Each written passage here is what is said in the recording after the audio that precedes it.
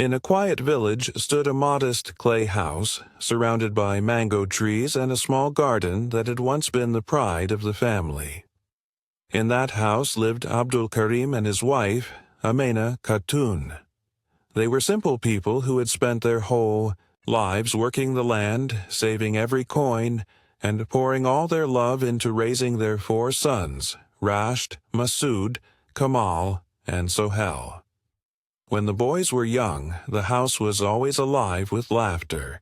They played in the courtyard, chased chickens, splashed in the village pond, and ran to their mother whenever they were hungry.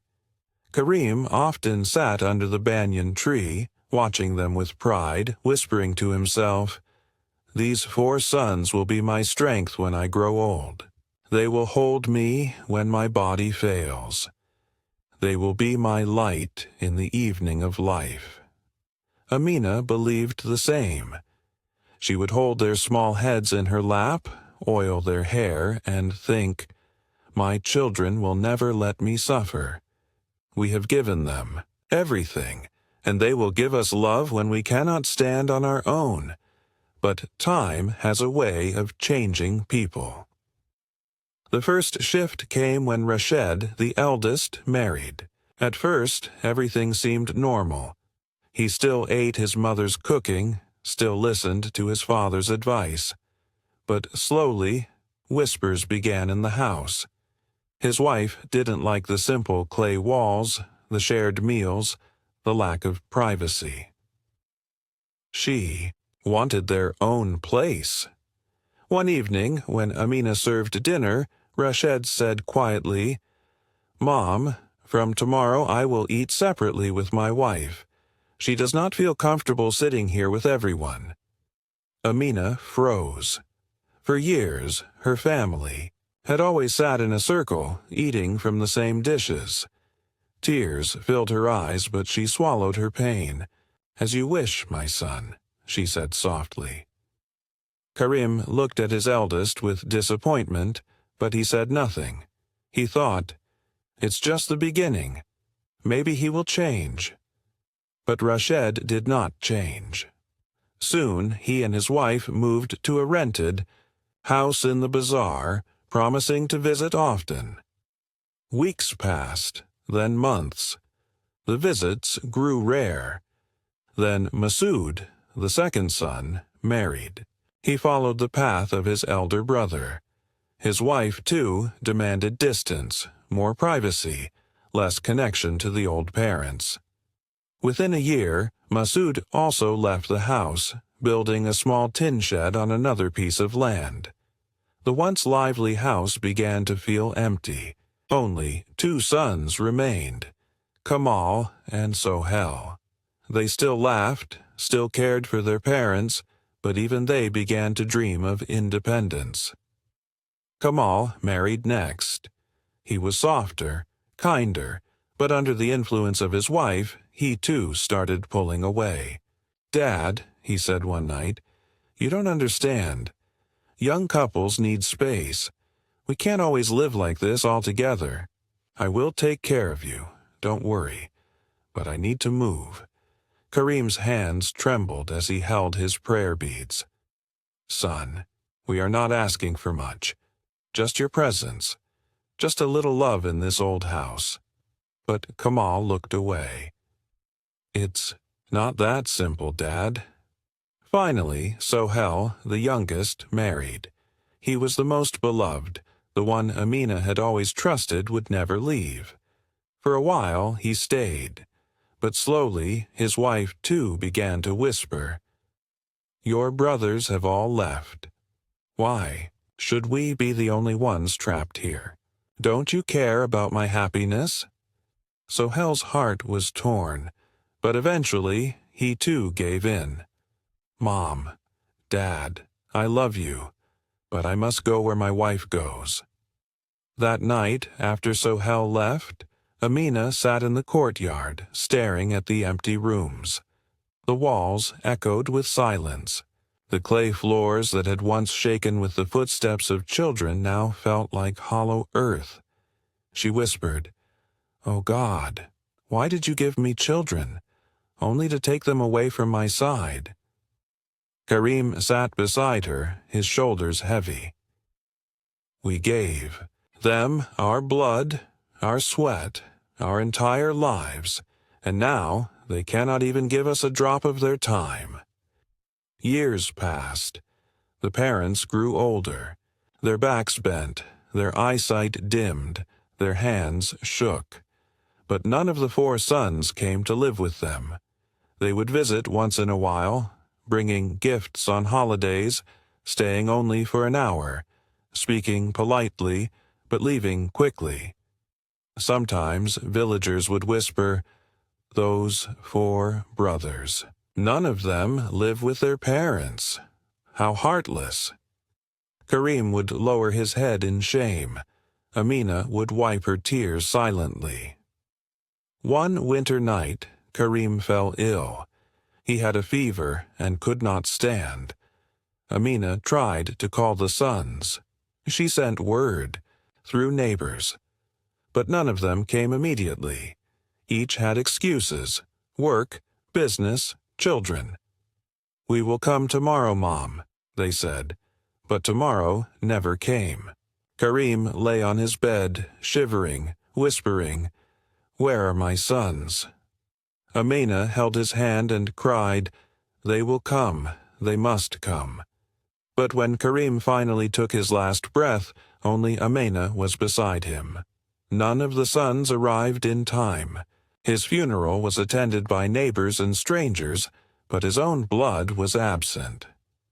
After Karim's death, Amina was left completely alone. She tried to stay strong, telling herself, "At least my sons will care for me now." But soon reality struck. Each of them told her politely, "Mom, why don't you stay a few days at my house?" She went, but in each house she felt like but a burden. The daughters-in-law whispered, rolled their eyes, treated her as if she were an old rag. In Rashed's house she heard his wife say, "Your mother makes me uncomfortable. She is always sitting there, watching us. I cannot relax." In Masoud's house, his wife complained, "She eats too slowly, she wastes food. Why should I cook extra for her?" In Kamal's house, his wife said, "We don't have enough space. She should go stay with Sohel." And in Sohel's house, even the dearest son eventually said, "Mom, please understand. My wife is unhappy. Maybe it's best if you return to your own home. We will visit you."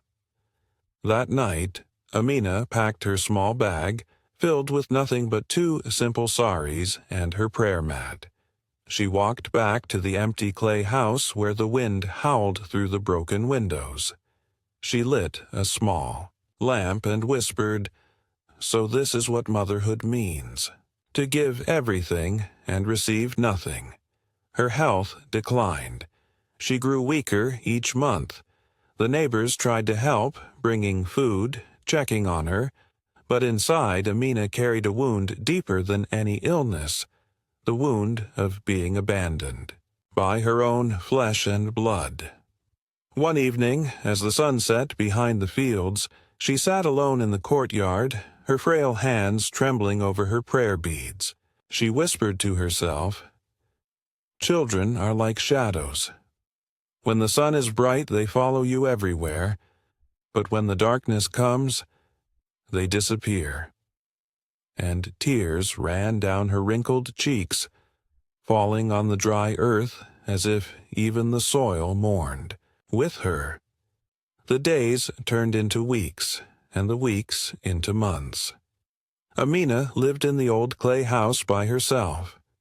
Every morning she swept the yard with trembling hands, boiled a little rice if she could, and prayed quietly in her corner. The neighbors would often bring her some food out of pity and respect, but every time she heard footsteps outside, her heart leapt, hoping it was one of her sons coming to see her. More often than not, it was only the postman or a neighbor checking in. Her sons seldom came. When they did, it was for a brief visit, as if they were fulfilling a duty. They would sit for 10 minutes, hand her some fruit or money, then say, "Mom, we'll come again soon." But soon never seemed to come. One rainy night, the roof of the clay house began to leak. Amina struggled to move her bed away from the dripping water. She looked up at the cracked ceiling and whispered, "Oh, God, once this house was full of voices, full of warmth. Now it is falling apart, just like me." She shivered in the damp air, covering herself with an old torn shawl. That night she dreamed of Karam. He stood under the banyan tree, calling to her, smiling as if waiting for her. When she awoke, her pillow was wet with tears. Meanwhile, the sons were busy with their lives. Rashed was expanding his shop in the town bazaar, chasing profit, rarely thinking of his mother. Masood was occupied with land disputes, fighting with neighbors over property boundaries. Kamal worked in an office far away, too tired after long days to remember his mother's loneliness. Sohel, though he sometimes felt pangs of guilt, was trapped by his wife's constant complaints. Each of them justified their neglect in their own way. "We are busy," they told themselves. "Mom is strong. She can manage." But in truth, they simply chose not to see her suffering. One day, Amina fell while fetching water from the well. Her frail body could not hold the heavy bucket, and she collapsed onto the ground, scraping her hands and knees. A neighbor boy saw her and rushed to help, shouting for his mother. Together, they lifted her and took her back inside. "Where are your sons, Auntie?" the boy's mother asked softly as she tended to Amina's wounds. Amina forced a smile. "They are busy. They have their own lives." But inside, her heart ached.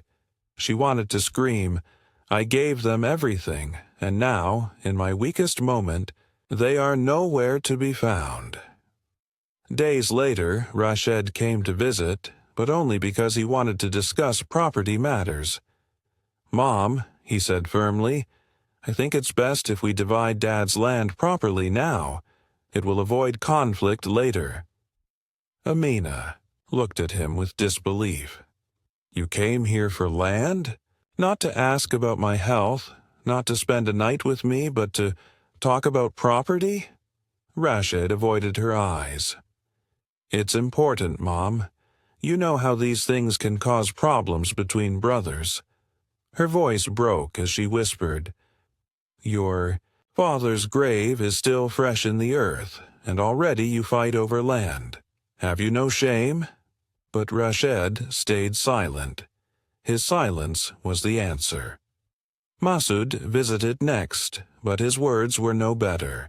"Mom, maybe you should sell the old house. It's too much trouble for you. You can stay with me, or with one of the others. Why suffer here?" Amina shook her head. "This house is not just walls of clay. It holds your childhood, your father's memories, my life. How can I leave it?" Masood sighed impatiently. "Think about it, Mom. It's not practical." She looked at him with weary eyes. "Not everything in life is about practicality, my son. Sometimes it is about love, about belonging. But perhaps you will never understand." The villagers began to notice. They would shake their heads and whisper, "Those for brothers. All educated, all earning, yet none of them care for their mother. Shameful." One day, the village elder came to visit Amina. He sat with her and said gently, "Sister, do not lose hope. God sees your tears. He is closer to you than your own children. Your patience will not go unrewarded." Amina nodded, but her heart remained heavy. "I do not want paradise, sir," she said softly. "I only want a little love from my sons before I leave this world." As months passed, her health worsened. She grew thin, her hair turned completely white, and her eyes sank deep into her face. The neighbors continued to care for her, but they could only do so much. At night, she often lay awake, staring at the cracked ceiling, listening to the wind whistle through the broken door. Sometimes, she would whisper her sons' names, one by one, as if calling them home: Rashed, Masud, Kamel, Soul, but no one came. One summer afternoon, a festival was being celebrated in the village. Children ran through the streets, laughter filled the air, drums echoed from the fields. But in Amina's house, silence reigned. She sat alone in the courtyard, watching other families gather together, eat, sing, and celebrate. Her eyes filled with tears as she whispered, "Once, this courtyard was alive. Once, my sons dance here during the holidays. Now, I am invisible to them."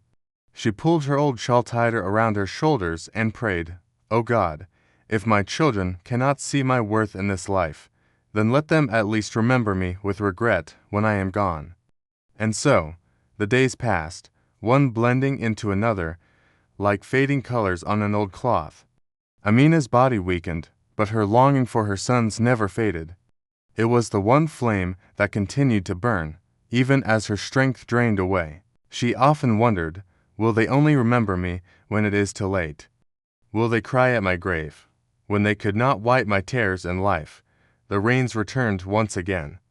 The clay walls of the house softened, and water dripped from the corners of the roof.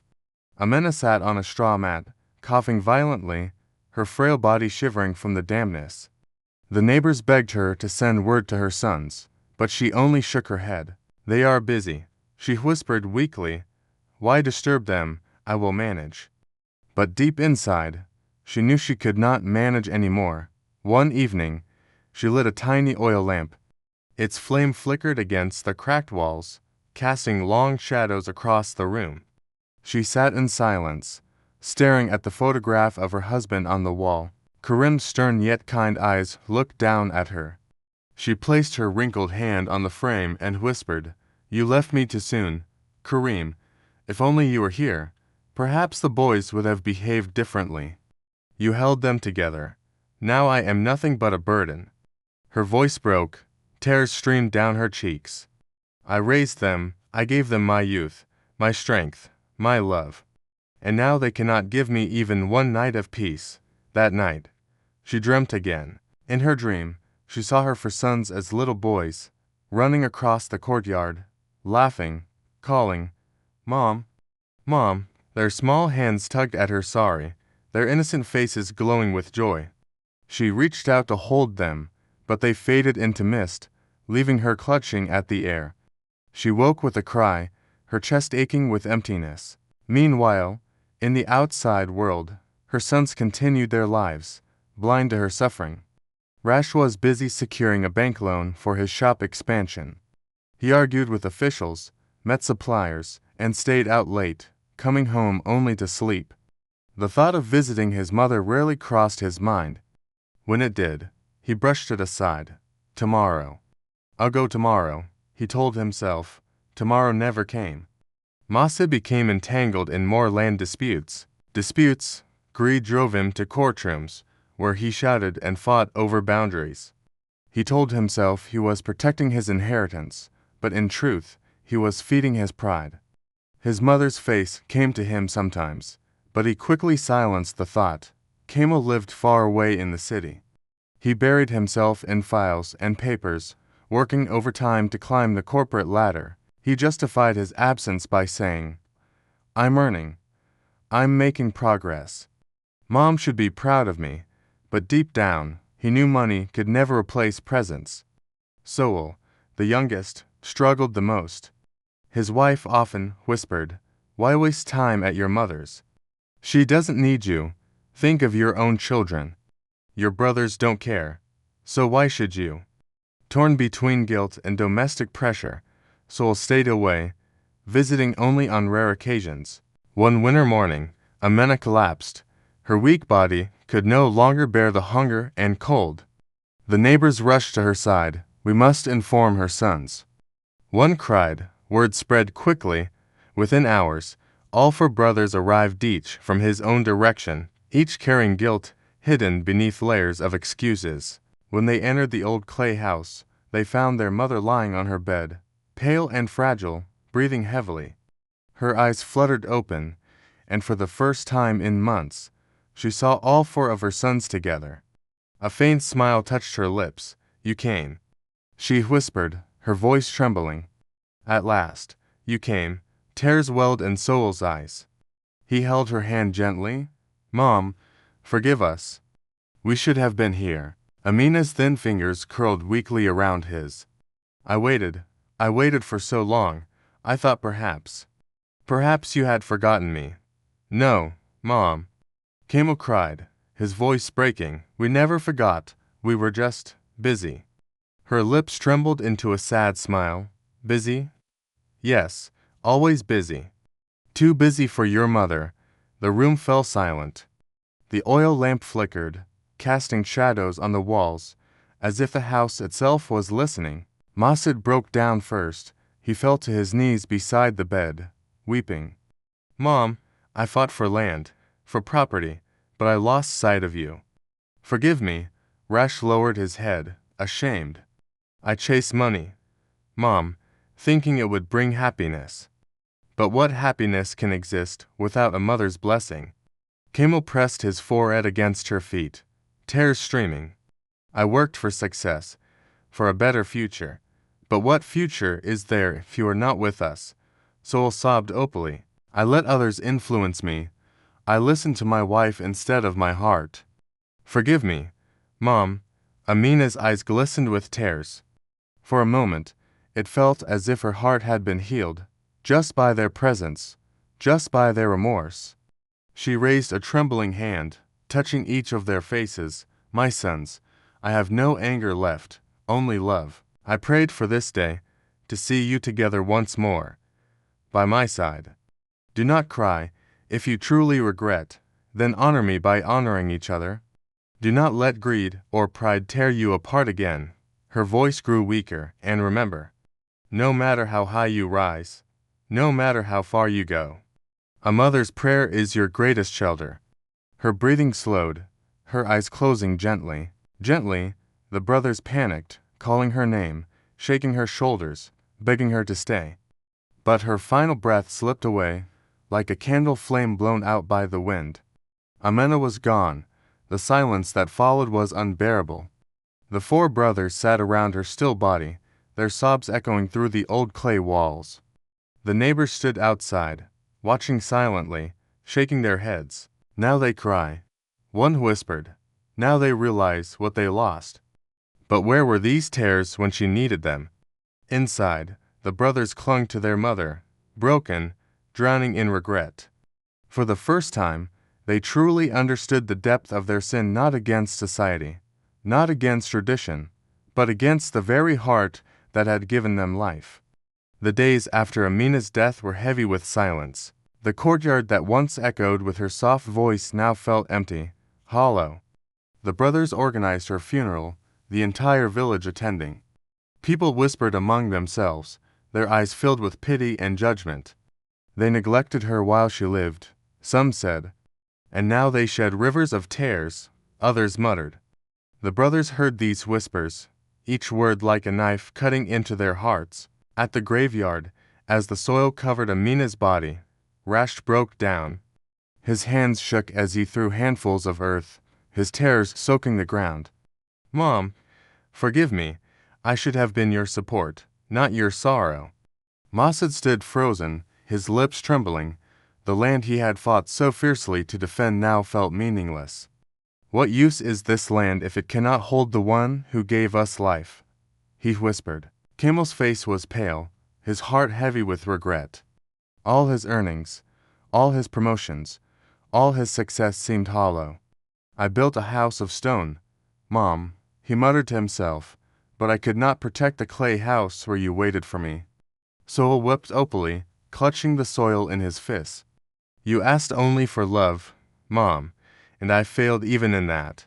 After the funeral, the brothers returned to the house. The walls stood silent, the oil lamp gone cold, her sari still hanging on the wooden peg. The emptiness pressed down on them like a weight. For the first time, they sat together without quarrels, without pride. Silence bound them. Rash finally spoke, his voice cracked. We were for brothers. Yet Mom died as if she had no one. This house watched her tears, but we did not. Masid lowered his head. We fought over land, forgetting the one who gave us everything. What is the use of these fields, these boundaries, if Mom is no longer here to bless us? Camel clenched his fists. I thought my work mattered more. I thought time was endless, but now, all I have are regrets. Soul's voice trembled. She forgave us at the end. But can we forgive ourselves? No one answered. The silence spoke louder than words. The villagers avoided them at first, ashamed to speak, but the brothers felt the weight of every gaze. Children ran past the house, whispering, "Those are the sons who forgot their mother." Old men shook their heads. Women sighed, pitying Amina's lonely final days. Each insult, each whisper burned into the brothers' hearts, but they knew they deserved it. In the following weeks, the brothers gathered often at the old house. At first, it was guilt that brought them. Later, it became a desperate attempt to feel closer to their mother. They repaired the roof, patched the walls, swept the courtyard clean. But no matter how much they tried, the house no longer felt alive. It was only a shell, stripped of its soul. One evening, Rash lit the old oil lamp and placed it in the corner where Amina used to sit. The flame flickered, casting a glow across the room. His eyes filled with tears. "She used to wait here," he whispered. "Every night. She must have hoped one of us would walk through that door." The others lowered their heads in shame. Time passed, but guilt remained. Rash lost interest in his shop, often closing early to wander aimlessly through the village.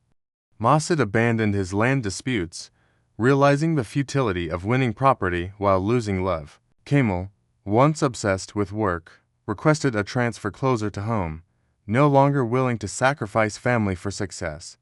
Soul grew quiet, ignoring his wife's complaints, spending more time in prayer. They tried to fill the void by caring for each other, but the shadow of their mother's loneliness never left them. One day, the village elder visited them. He sat in the courtyard and said gently, "Your mother's soul rests with God now. Her patience and prayers will earn her peace, but you must live with the lessons she left behind. Honor her by honoring each other, and never repeat this mistake with your own children." The brothers nodded, tears in their eyes. His words struck deep. Years went by, but the story of Amina remained alive in the village. Mothers would warn their children, "Do not be like those for brothers. Never abandon the hands that raised you," and the brothers themselves carried their guilt to the end of their days. No wealth, no land, no success could erase the memory of a mother waiting alone in the twilight of her life, whispering their names into the silence. Every holiday, they gathered at her grave, placing flowers, weeping, and begging for forgiveness that could never truly be earned. The wind in the trees seemed to echo her voice, gentle and forgiving. "My sons, I loved you until my last breath." But the earth beneath reminded them of the truth. Love unreturned is the heaviest burden a heart can carry.